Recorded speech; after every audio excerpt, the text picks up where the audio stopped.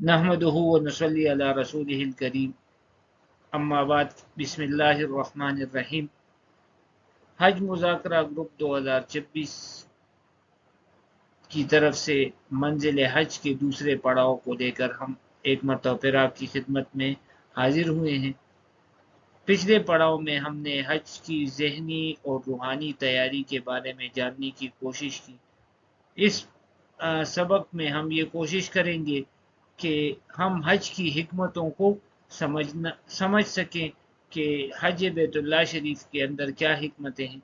देखें, एक बात तो जहन में होनी चाहिए कि हर इबादत में जो बुनियादी हिकमत और मकसद है वो ये है कि ये अल्लाह जल्ल शानहू का हुक्म है, हमें हमारी तरफ मुतवज्जे है, हमसे अल्लाह जल्ल शानहू ये हुक्म पूरा करने का तकाजा कर रहे हैं, तो हम बतौर एक बंदे और अबद के हमारे ऊपर लाजिम है कि हम अल्लाह के उस हुक्म को पूरा करें और इसके ज़रिए से हम अपने रब को राज़ी करें। लेकिन फिर भी हमारी नाकिस जहनों की तसल्ली के लिए उलमाए किराम हज की हिकमतों को और हर इबादत की अपनी समझ और फ़िक्र के मुताबिक हिकमतें बयान करते हैं। तो हज बैतुल्लाह की भी बहुत सारी हिकमतें हैं, इनमें से चंद को हम जिक्र करेंगे।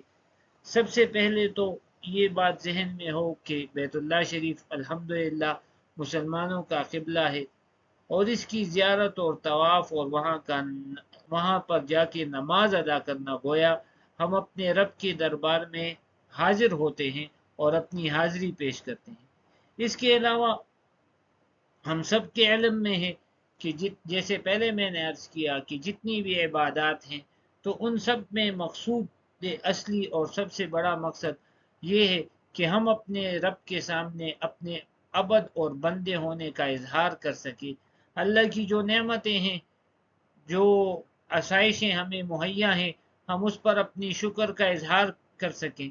तो अल्हम्दुलिल्लाह हज में ये दोनों बातें पूरी तरह से पाई जा रही हैं।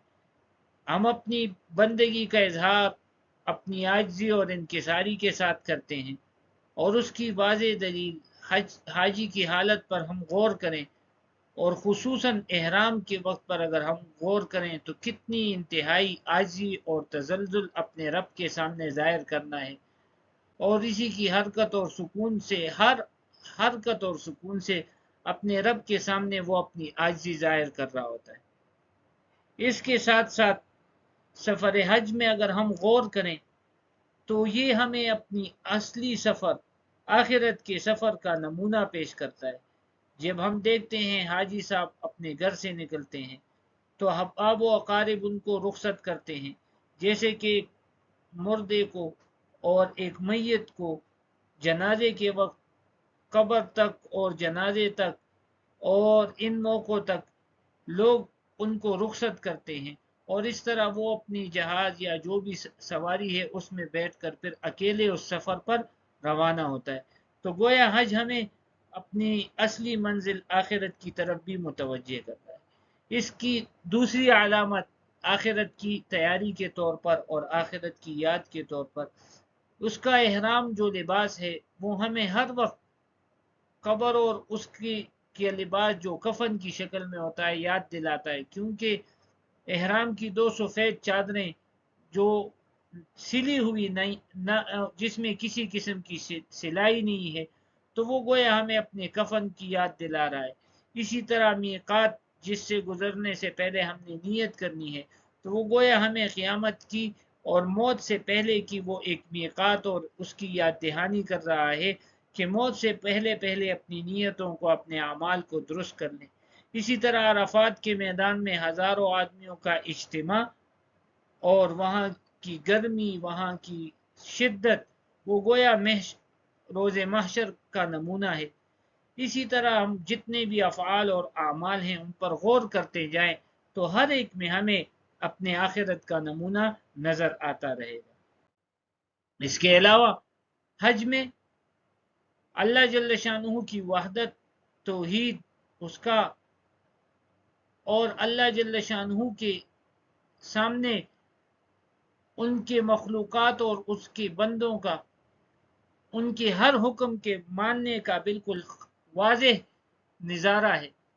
کیونکہ ہم اگر غور کریں تو حج کے جتنے افعال ہیں ان سے خدا نخواستہ وہ در و دیوار مراد نہیں ہے، اور وہ میدان اور وہ مقامات مراد نہیں ہیں، بلکہ یہ خالصتاً اللہ کا حکم پورا کرنا ہے۔ اللہ نے کہا اٹھ کر مینا چلے جاؤ، سب حاجی چل پڑے۔ حکم ہوا عرفات کی طرف چلے جاؤ، بغیر کسی چون چرا کے چل پڑے۔ عرفات سے مزدلفہ میں کھلے آسمان تلے رات گزارو، حاجی نے کہا لبیک۔ تو حقیقتاً یہ اللہ کے حکم کے ماننے کا ایک واضح وہ مظہر اور نظارہ ہے۔ اس کے ساتھ ساتھ وہاں حاجی کا جو حکم کیا گیا تو اس میں بھی میں پہلے بھی عرض کیا اور اب دوبارہ کہ بس ہم اپنی کامل مکمل اپنے غلام اور بندے ہونے کا اظہار کرتے ہیں کہ بس اللہ ہمارے خالق اور مالک ہیں، اور ان کے ہر حکم پر ہم لبیک کہتے ہیں۔ اے اللہ میں حاضر ہوں، اے اللہ آپ نے حکم دیا اپنا وطن چھوڑنے کا، میں چھوڑ کے آ گیا۔ آپ نے حکم دیا کہ میرے گھر کے گرد گھومو، 7 چکر لگاؤ، حاجی نے کہا لبیک۔ اللہ نے حکم دیا صفا مروہ کے درمیان چکر لگاؤ، 7 چکر، حاجی نے کہا لبیک۔ تو اسی طرح پھر جیسے پہلے میں نے عرض کیا مینا، مزدلفہ، عرفات، تو یہ ساری چیزیں اس بات کو ظاہر کر رہی ہیں کہ بندہ اپنے رب کے احکامات کے سامنے سر تسلیم خم کیا ہوا ہے۔ تو اللہ جل شانہ ان حکمتوں کے حصول کو ہم سب کے لیے آسان بنا دے، اور ہم سب کے دلوں میں اللہ جل شانہ کے احکامات کی عظمت اور اس پر اسی طرح لبیک کہنے کی ہم سب کو توفیق عنایت فرمائے۔ وآخر دعوانا الحمد للہ رب العالمین۔